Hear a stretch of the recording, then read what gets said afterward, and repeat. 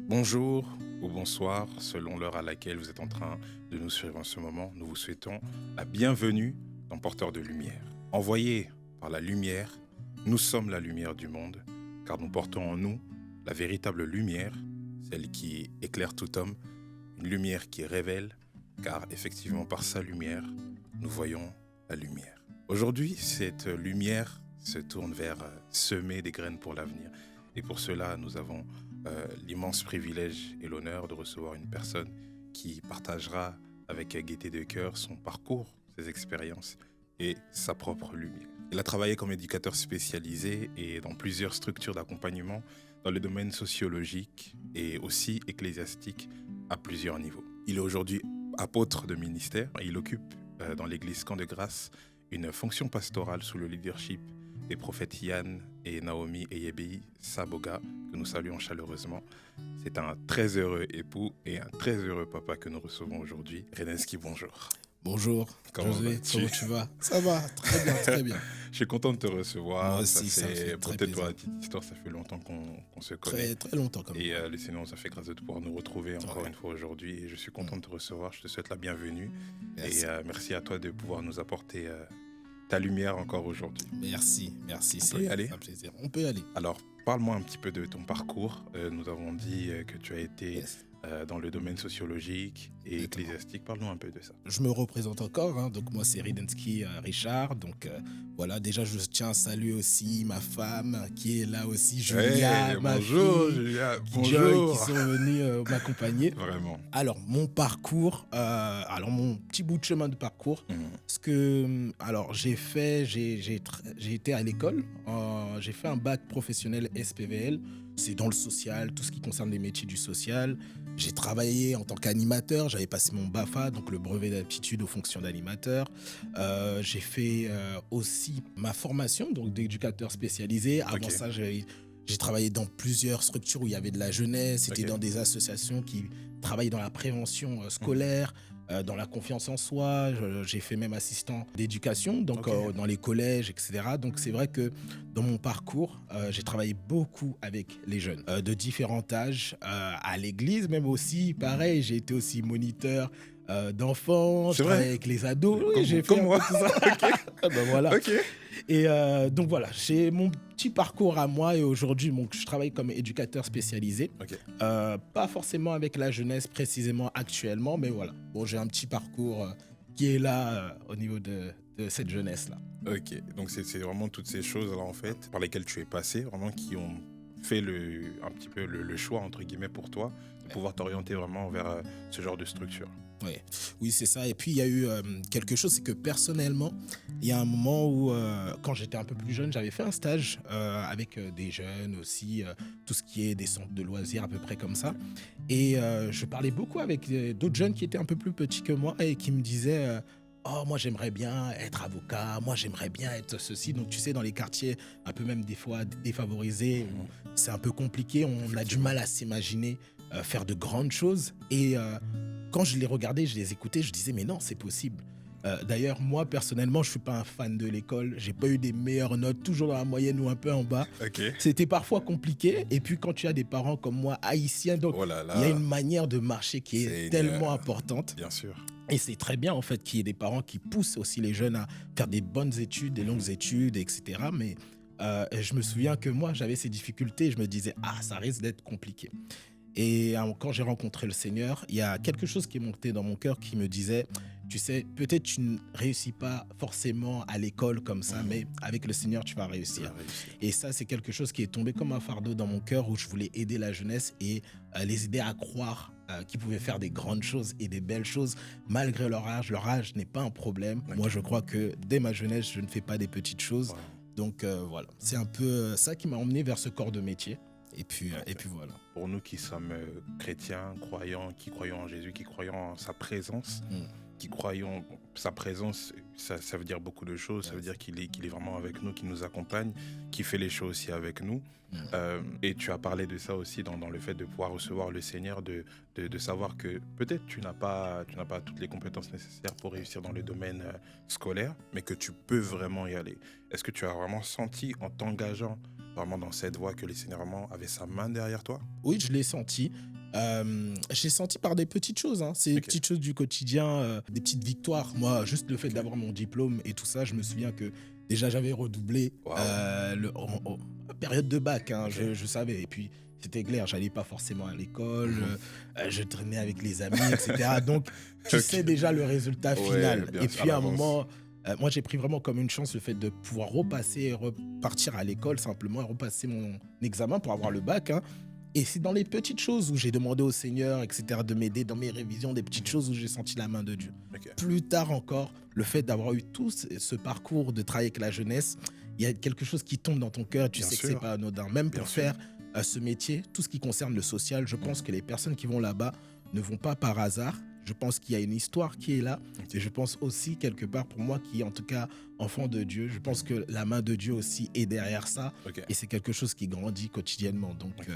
Donc voilà. Et gloire à Dieu, en Ouais. tout cas. Parlons du métier de manière à proprement Oui. dit. Parle-nous un peu des choses que tu as rencontrées où tu as été. Ça peut arriver d'avoir des surprises. Oui. Je ne m'attendais pas à ça.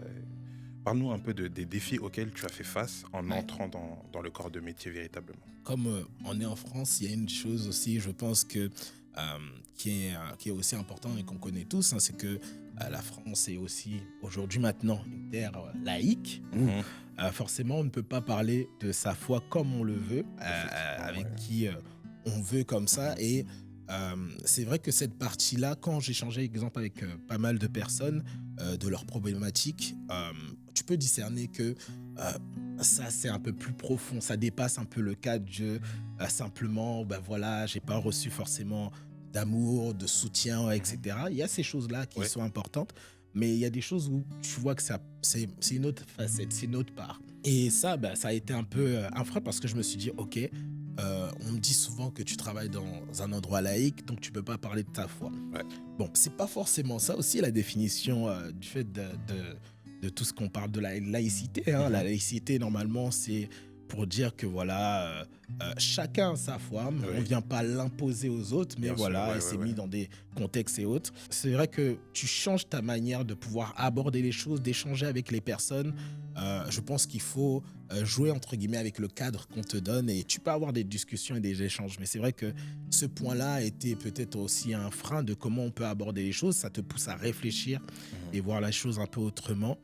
Bah, tu travailles aussi avec des personnes qui n'ont pas forcément la même foi ou les mêmes croyances que toi, Ouais, qui voient les ouais, ouais, choses ouais, ouais. différemment. Donc, Les collègues, les en collègues, l'occurrence, ouais. clairement, clairement. Donc, chacun va avoir aussi sa vision Mhm. de comment doit être la famille, comment doit être la jeunesse, comment on Mhm. doit se comporter.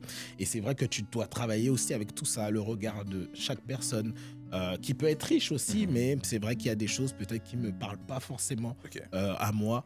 Et je veux décider d'aborder ça aussi un peu autrement. En Ok. tout cas. Donc, moi, c'est un peu les challenges auxquels j'ai fait face. Ok. Et oui, il y a des situations aussi qui sont arrivées où c'est chaud et tu sais que peut-être là, la personne a besoin de prière. Oui, Mais bon, absolument. Mais voilà, tu essaies de ouais, trouver un moyen d'aborder ça autrement avec la d'accord, personne, d'encourager, de d'accord, conseiller. d'accord. Et puis voilà. Tu as parlé des manques, Ouais. de beaucoup de manques. On sait que, à vue, pour nous qui, par la grâce de Dieu, qui connaissons le Seigneur et Ouais. qui observons le monde, Mm.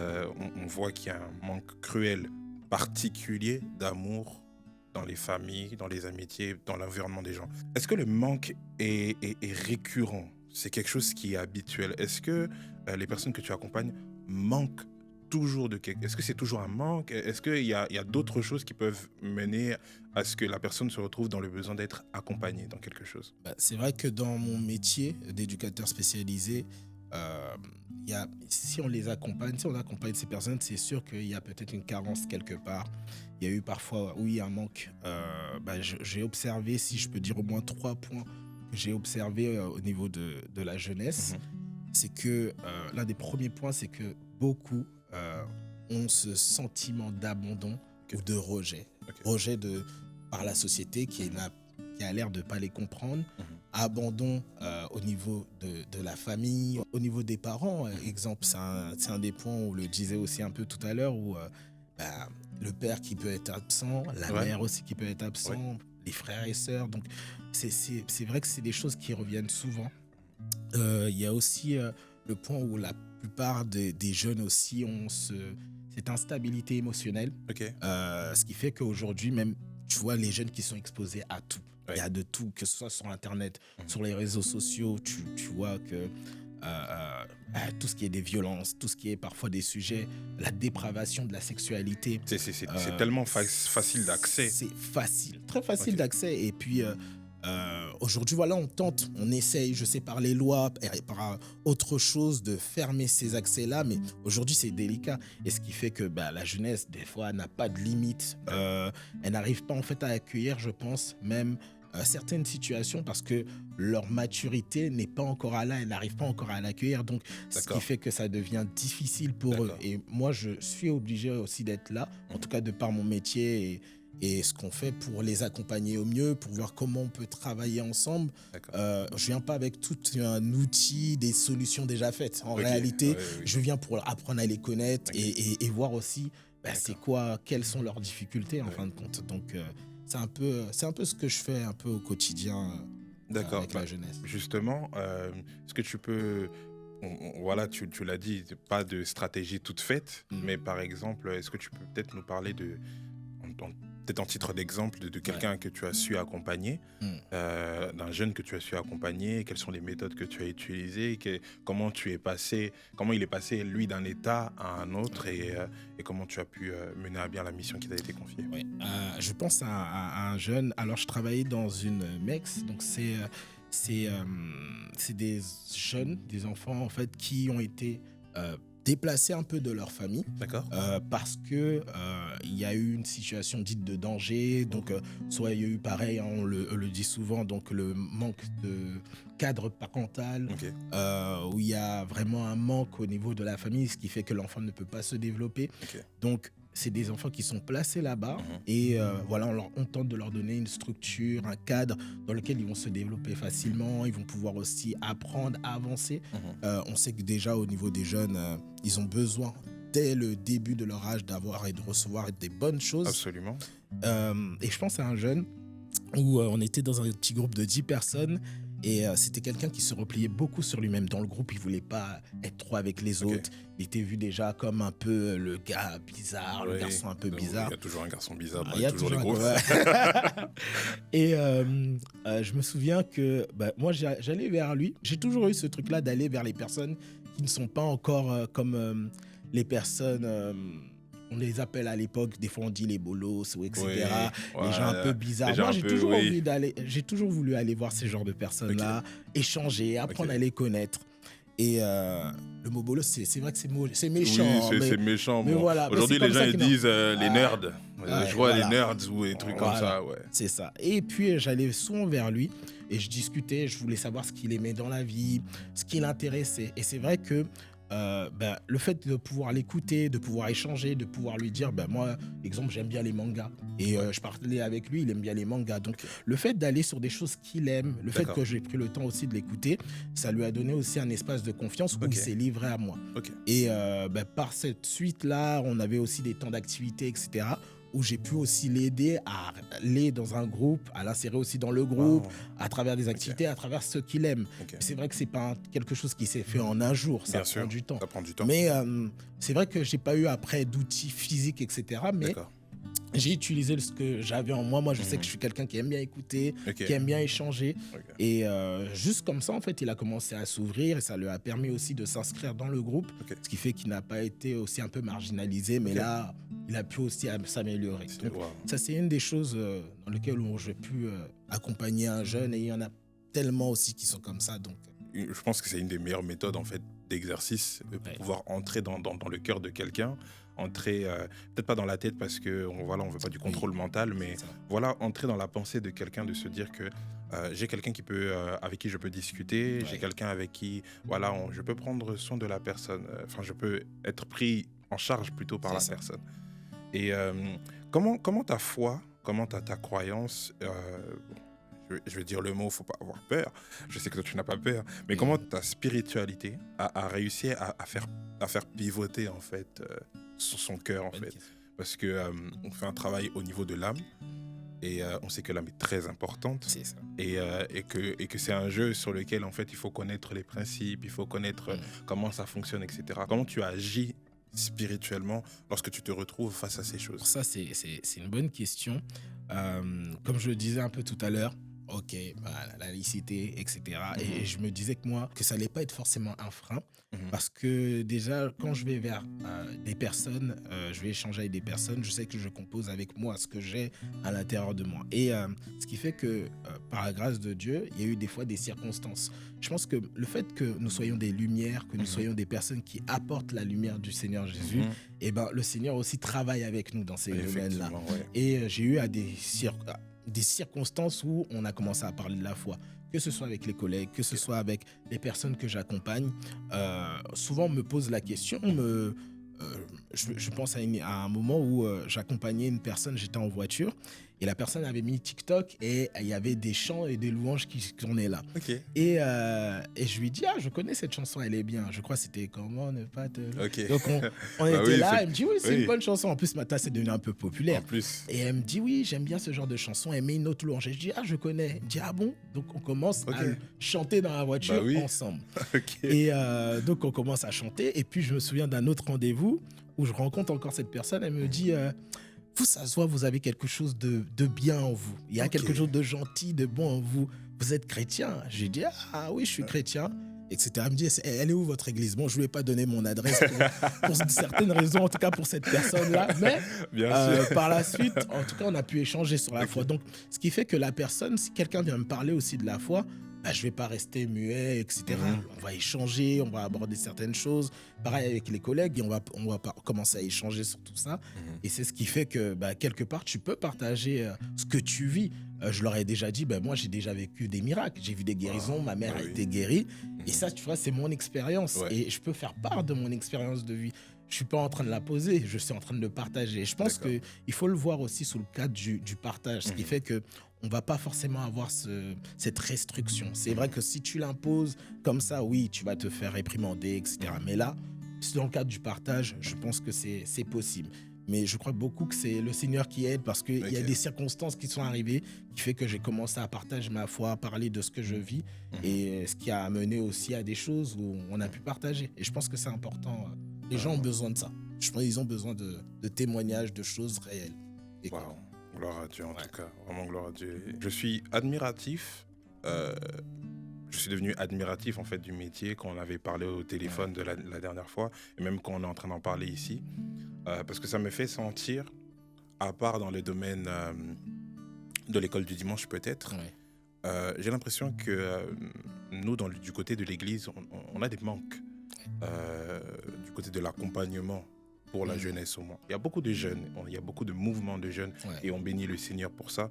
On sait que le Seigneur est en train de prendre vraiment la jeunesse assez tôt pour pouvoir commencer à le servir et pouvoir refléter les valeurs du royaume. Mais j'ai l'impression que quelquefois, il y a certains éléments sont plus disponibles du côté de l'éducateur spécialisé que des bergers de la jeunesse, que des responsables de la jeunesse, peut-être en termes de connaissances, peut-être en termes d'outils. Donc aujourd'hui, qu'est-ce que pourrait manquer l'Église en termes, je ne sais pas, d'outils, de structure, ou peut-être c'est une affaire de compétences en fait.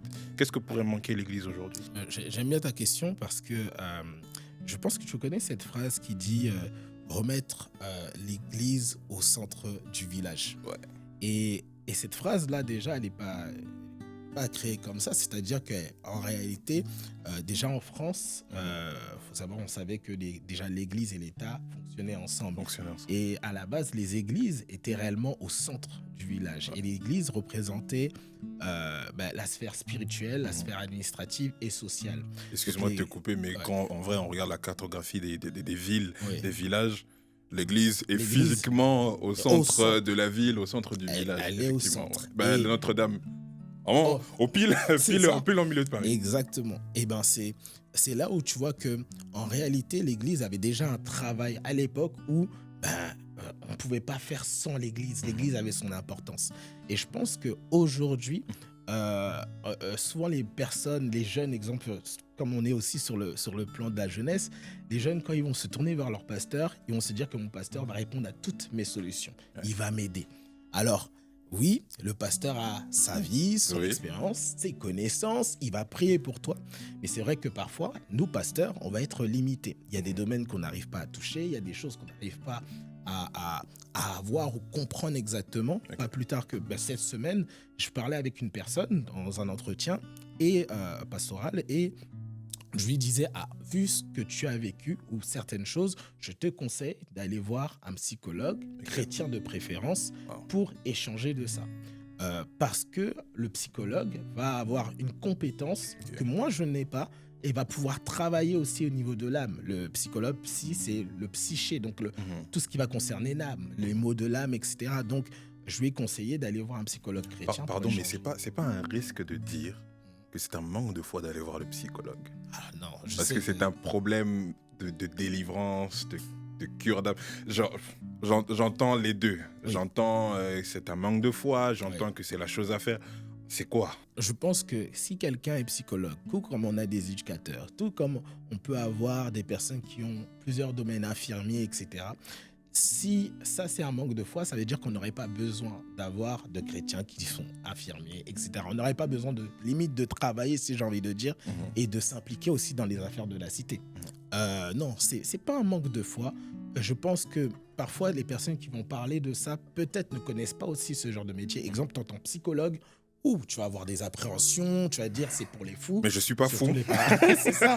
Alors que pas du tout. C'est pas du tout. D'ailleurs, le psychologue va t'aider en fait à cheminer en fait avec toi sur des choses que tu as vécues simplement. Et il va t'aider à toi élaborer. Moi, je travaille avec des psychologues, donc je vois aussi comment Bah ça oui. se passe au quotidien. Bah oui. Je pense que réellement, c'est des éléments qu'on a besoin et peut-être que l'Église doit être repensée pour utiliser des personnes qui sont dans ce corps de métier-là, mais de les mettre aussi dans l'Église. Ok. Avoir souvent les services qu'on va avoir, c'est le service des médias, Ouais.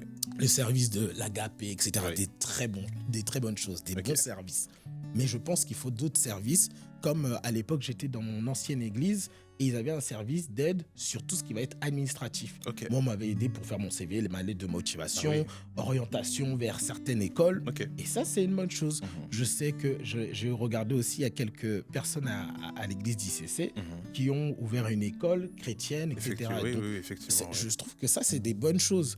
Je crois que c'est à l'église Charisma aussi, Mhm. où ils ont aussi toute une partie où il y a des éducateurs spécialisés qui Wow. travaillent, qui accompagnent des personnes, Wow. des logements. Et tout ça, je pense que l'église en a besoin pour Absolument. marquer un impact différent. Ouais. Il y a tellement de difficultés, tellement de choses qu'on vit et que le monde vit où on a besoin de se rassembler, Mhm. de trouver des moyens à ce que l'Église puisse avoir un impact différent. Et là, pareil pour la jeunesse, clairement, moi, je pense que il y a des jeunes qui cherchent aussi à trouver leur orientation. Et ben, si tu as déjà des avocats, tu as déjà des docteurs, tu as déjà des infirmiers, tu as déjà peu importe les personnes, le corps de métier qui est déjà à l'église, et ben, ce sera plus facile pour eux pour aborder le métier, Ok. pour avancer, pour être orienté. Ok. Je pense qu'il y a besoin de ce travail-là. Et en plus, et ça c'est mon dernier point, je pense que l'Église aussi a besoin d'être intégrée dans la société, D'accord. d'aller voir les mairies, de se faire connaître auprès des villes en fait, Ok. pour dire qu'on a quelque chose aussi qu'on peut apporter pour aider la société. Donc, Un mot Oui. qui veulent, pour des personnes qui veulent exercer ce métier. Un mot. Une parole, un encouragement qui veut. un qui veulent le faire. encouragement, déjà de ne pas avoir peur et de croire simplement que ce que le Seigneur a mis en vous, c'est des choses qui vont parler. Que ce soit maintenant, que ce soit après, je crois que ce que vous avez à l'intérieur de vous, ce sont des bonnes choses qui vont sortir à un moment, de ne pas se sous-estimer parce que votre lumière va briller et vous ne savez pas qui ça va toucher. Les paroles que vous dites, ce que vous partagez aux personnes, ce sont des semences qui peuvent réellement avoir un impact. La semence, on ne la voit pas tout de suite, mais elle est semée, elle va apporter du fruit. Donc, pour tous ceux qui veulent aller dans ce corps même de métier ou qui veulent servir, franchement, n'ayez pas peur et partagez. Parlez, osez. Osez simplement. Oser simplement. Un verset biblique, un passage biblique qui t'accompagne lorsque tu travailles. Matthieu 5,14 qui dit « Vous êtes la lumière du monde. Et simplement ce passage-là, parce que je me suis rendu compte que je pensais qu'il fallait que je connaisse beaucoup de choses, beaucoup de livres, beaucoup de choses pour accompagner les personnes, aider mon prochain. Et je me suis rendu compte que oui, avec tout ce que je connais, je sais, eh ben, le meilleur outil qui peut impacter, c'était moi-même en fait. Donc, simplement d'être à la lumière partout où je suis, parler, partager, donner en fait ce que j'ai reçu simplement. Et puis voilà, simplement ça. Donc, d'être la lumière. Je ne me casse pas plus la tête que ça. Et j'ai une toute dernière question parce qu'on est déjà sur la fin, malheureusement. C'était incroyable. Dieu vient, comme avec Salomon. Kidensky, demande-moi ce que tu veux. Euh, dans la structure que tu veux. Tout ce que tu me demanderas, je le ferai. Qu'est-ce que tu demandes? Moi, je demande je ne sais même pas si un campus, c'est assez grand. Je demande un endroit très grand, plus grand qu'un campus. Et là-bas, ce que je fais, je mets à peu près tout le corps de métier qu'on peut connaître dans le monde. Je vais mettre des personnes là-bas, des jeunes aussi là-bas, et qu'il y ait des amphithéâtres pour que les personnes puissent connaître des différents métiers qui existent, de lier ça forcément à la foi, voir comment la parole de Dieu peut répondre à des solutions claires, de mettre aussi tout ce qui va être des parties de logement, etc. Parce qu'il y a beaucoup de jeunes aussi qui vivent des difficultés aussi au niveau tout ce qui est de se nourrir, de se loger. Donc, mettre tout à disposition en fait là-bas, que ce soit comme une ville en réalité dans la ville. Une ville dans la ville. Une ville dans la ville. Ça, je demanderais ça au Seigneur. Je ferais ça un peu partout. Et voilà, il y a tellement d'autres choses que je pourrais aussi dire, mais tout ce qui va être réellement des personnes qui vont pouvoir les accompagner, les conduire, parce que la jeunesse a besoin de ça en réalité. Donc voilà, c'est un peu ça. La jeunesse a besoin de ça. Nous voulons vous remercier d'avoir suivi avec nous ce moment de lumière. Merci beaucoup, apôtre Ridensky, merci d'avoir partagé ta lumière avec nous concernant cet aspect-là. Je crois que le Seigneur va vraiment pouvoir nous donner sa lumière et oser simplement, retenez ça, oser simplement. Vous allez dans ce corps de métier, vous voulez vous diriger vers ce corps de métier, osez. Et je suis sûr que le Seigneur, par sa lumière, va vous éclairer. Vraiment que Dieu vous bénisse et on se dit à très bientôt. Ciao, ciao. Bye.